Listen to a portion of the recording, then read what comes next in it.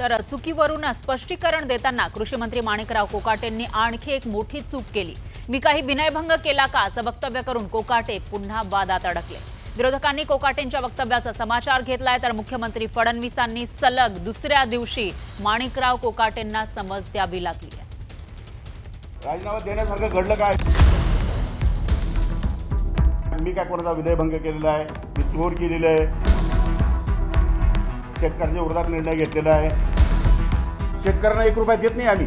शेतकऱ्यांकडनं 1 रुपया शासन, म्हणजे भिकारी कोणी शासन आहे। मोबाईलवर रमी खेळणाऱ्या माणिकराव कोकाटेंनी त्यांच्या पत्रकार परिषदेत नवाच धमाका केला। यावेळी त्यांनी पुन्हा वादाचे पत्ते नव्यानं पेचले। राजकीय संकटात सापडलेले माणिकराव कोकाटे पत्रकार परिषदेत काहीतरी गांभीर्यानं बोलतील असं वाटलं होतं, पण कोकाटेंनी पुन्हा वादाचा डाव सुरू केला। राजीनामा देण्यासारखं घडलं काय? मी काय कोणाचा विनयभंग केलेला आहे? मी चोर केलेलं आहे? शेतकऱ्यांच्या विरोधात निर्णय घेतलेला आहे? माझी काय पार्श्वभूमी गुन्हेगारीची आहे? काय झालं काय असं? एक फक्त फोटो ज्याचा व्हिडिओ त्यांनी रेकॉर्ड केला विरोधकांनी, त्यांना तर मी कोर्टात खेचणार, त्यावरून नुकसानीचा दावा पण दाखल करणार आहे। माणिकराव कोकाटे एवढ्यावरच थांबले नाहीत, तर त्यांनी शासन भिकारी असल्याचं चुकीचं वक्तव्य केलं। शेतकऱ्यांकडनं 1 रुपया शासन घेतं, शेतकऱ्यांना 1 रुपया देत नाही आम्ही।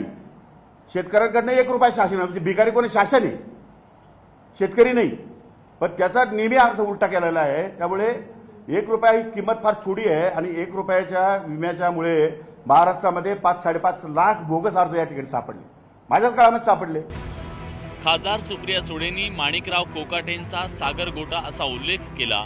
दादांनी सागर गोटा शोधल्याचा टोला त्यांनी लगावला।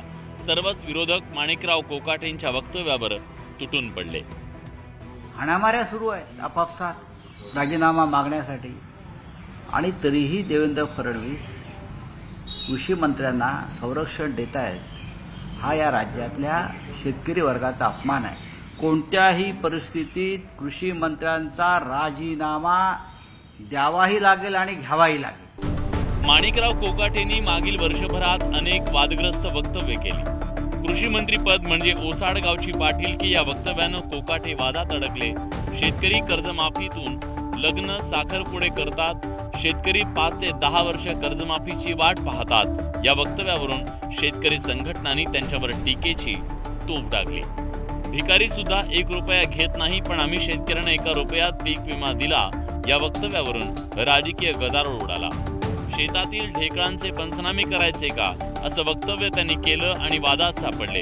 1995 मध्ये फसवणूक केल्याच्या प्रकरणात माणिकराव कोकाटेंना 2 वर्षाचा कारावास आणि 50,000 रुपये दंड अशी शिक्षा कोर्टाकडून सुनावण्यात आली। कोकाटेंची वादग्रस्त वक्तव्यांची मालिका सुरू असल्यानं मुख्यमंत्री देवेंद्र फडणवीस यांनी पुन्हा एकदा माणिकराव कोकाटेंना खडेबोल सुनावले। ते काय बोलले हे मी ऐकलेलं नाही, तथापि मला असं वाटतं की जर त्यांनी असं वक्तव्य केलं असेल तर मंत्र्यांनी असं वक्तव्य करणं अतिशय चुकीचं आहे। पीक विम्याच्या संदर्भात आपण जाणीवपूर्वक निर्णय घेतला आणि त्याची पद्धती बदलली।